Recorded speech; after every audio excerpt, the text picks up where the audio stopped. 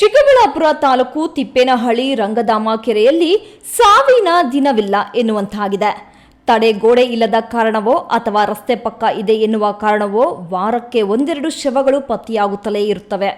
ಇಂದು ಸಹ ಓರ್ವ ಅಪರಿಚಿತ ಮಹಿಳೆಯ ಶವ ಪತ್ತೆಯಾಗಿದೆ. ಕೆರೆಯಲ್ಲಿ ಮಹಿಳೆ ಶವ ತೇಲಾಡುತ್ತಿದ್ದನ್ನ ಗಮನಿಸಿದ ಸಾರ್ವಜನಿಕರು ಪೊಲೀಸರಿಗೆ ಮಾಹಿತಿ ನೀಡಿದ್ದಾರೆ.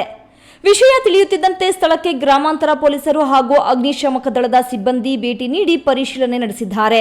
ಕೆರೆಯಿಂದ ಮೃತ ದೇಹವನ್ನು ಹೊರತೆಗೆದು ಮರಣೋತ್ತರ ಪರೀಕ್ಷೆಗಾಗಿ ಚಿಕ್ಕಬಳ್ಳಾಪುರ ಜಿಲ್ಲಾಸ್ಪತ್ರೆಗೆ ರವಾನಿಸಲಾಗಿದೆ.